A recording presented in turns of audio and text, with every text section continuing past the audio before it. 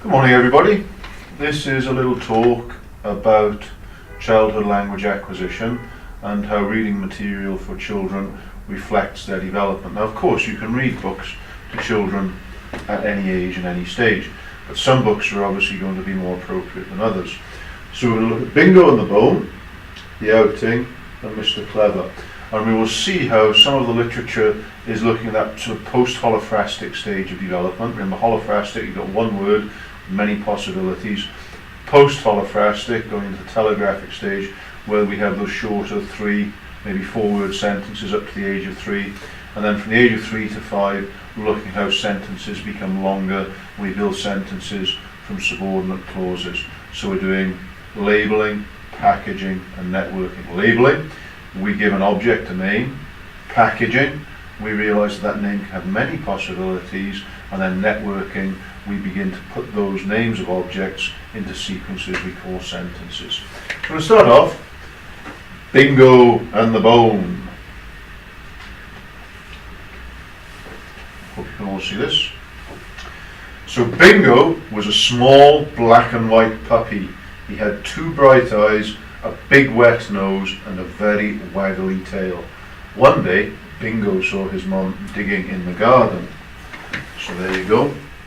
You can see Bingo and his mum sees him digging in the garden.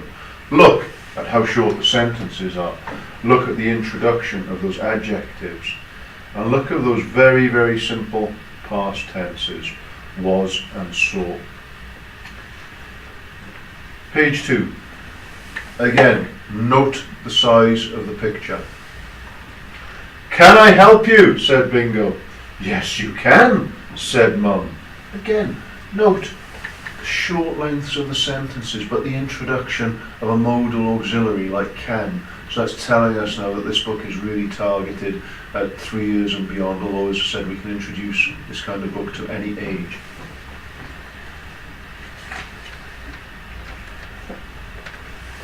I can help, said Bingo. No, no, no, said Mum. Repetition, short sounds, and modelling how a caregiver interacts with a younger language learner, i.e. the mother dog and the son dog.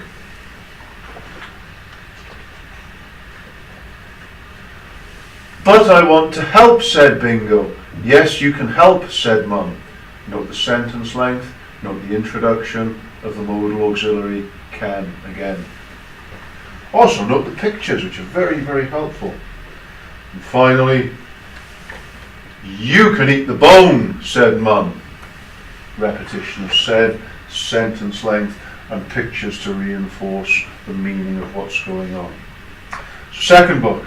This comes from the Biff, Chip and Kipper School of Learning to Read. It's called, there we go, The Outing.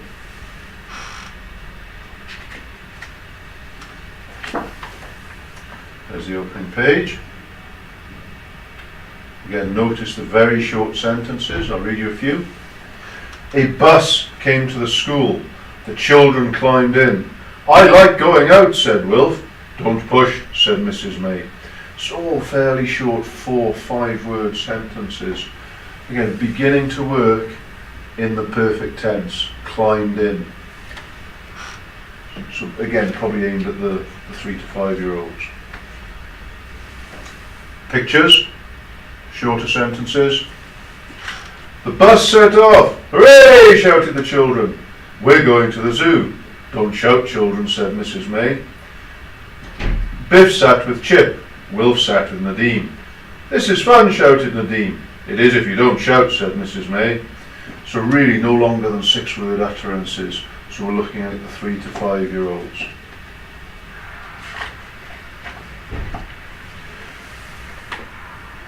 Note the pictures, note the sentence lengths. The bus stopped on the way, 6 word sentence. The children climbed out, some children looked at the water, some children went to the toilet. Again, 5, 6 word sentences, all simple past or perfect tense. Don't run away, said Mrs. Way, and don't go too near the water. Wilf kicked a stone and his shoe came off. The shoe landed in the water with a splash. Ah, Wilf, said Biff. Sentence length, pictures. Wilf couldn't get his shoe. He told Mrs. May about it. What a silly thing to do, she said. I don't know what we can do. Note the introduction of a contraction there. Couldn't. Again, introducing these to children of 3 to 5 years of age. When they got to the zoo, it began to rain. Perfect tense again. The children climbed out of the bus and Mrs. May went to get the tickets. Nadine wanted to see the elephants, Wilf wanted to see the lions, and Biff wanted to see the crocodiles. I hope the rain stops, said Mrs. May. Note how the sentences start to get longer on the second page, and note how they're repeating the verb want and wanted all the time.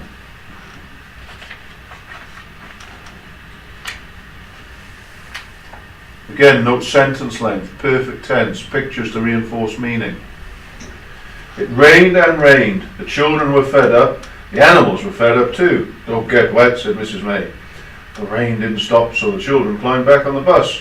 Can we go to the museum, asked Nadine. What a good idea, said Mrs. May.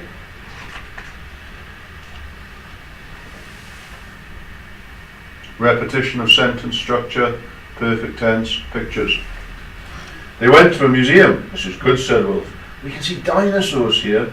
I like dinosaurs, said Nadine. They began to run towards the dinosaurs. Don't run, called Mrs. May. The dinosaurs won't go away. Again, notice on the second page over here, contractions and negatives. Don't.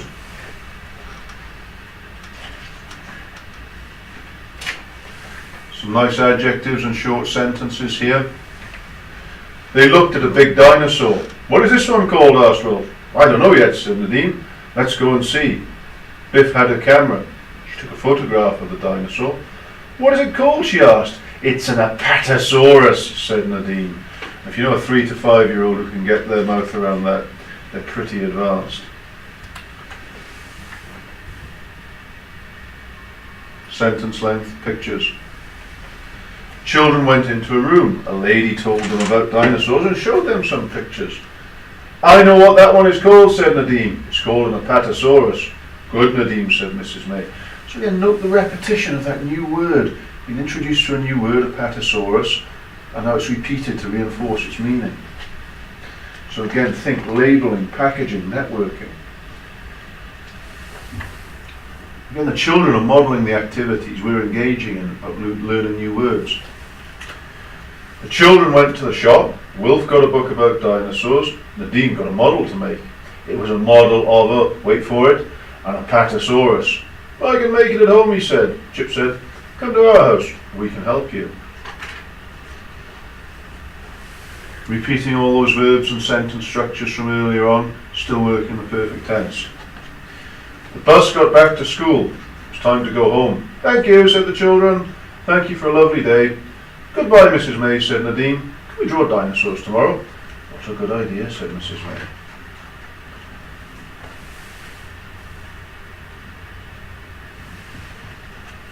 Nadine and Wilf went home with Biff and Chip. They went to Chip's room and began to make the model. The magic key began to glow. Biff ran to the box and picked it up. Come on, she called. It's time for a magic adventure. Come on, Nadine, called Chip. We're going on a magic adventure. We're going to the land of the dinosaurs.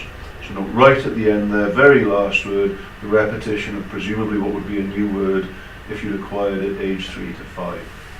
So to sum up, you're looking at sentence length, the introduction of negatives, the introduction of contractions, the repetition of new words, the repetition of sentence patterning, and modelling in the book a behaviour that we're doing ourselves, i.e. learning a new word. So last in the sequence, Mr. Clever. Mr. Clever. Judging from the size of the print and the length of the sentences, you should be able to say that this is for a slightly older child, either a 3 to 5 year old with an advanced reading age, or somebody who's a bit older than 5. Mr. Clever was quite the cleverest person ever, the cleverest person in the world. And he knew it. Oh, I'm so very, very clever, he used to say to himself more often than not. He lived in Cleverland where, as you may know, everybody and everything is as clever as can be.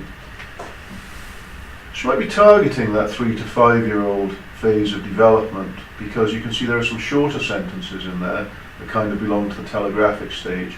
There are also longer sentences made up of a subordinate clause, so we're beginning to stitch together the bigger sentences we'd see in the post-telegraphic phase of development.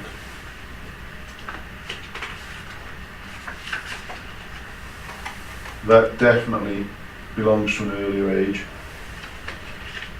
In Cleverland, clever trees manage to grow apples and oranges at the same time. So shorter and simpler sentence structure written in the present tense. And check this out. Again, this probably belongs to post-telegraphic, age 3 to 5. In Cleverland, clever flowers get up and go for a walk. Same pattern again, short sentence, present tense. So reverting to that earlier phase of development, looking at telegraphic and slightly post-telegraphic, 3 to 5 years of age. Clever worms drive around in cars all day, and so on and so forth. So to sum up, you can see how particular books use particular ways of writing to reinforce the language patterns that children are capable of at a particular age. So you're looking at holophrastic, one word with many possibilities. Telegraphic, those shorter sentences, talking about the here and now, often in the simple present tense. And then looking sort of post-telegraphic into that 3 to 5 year old explosion of vocabulary, explosion of grammar, and the creation of long sentences. And you can see that process very much reflected in these books. And the way these books are written will very often tell you what stage of linguistic development a child is at and which children these books are targeting. Thank you for listening.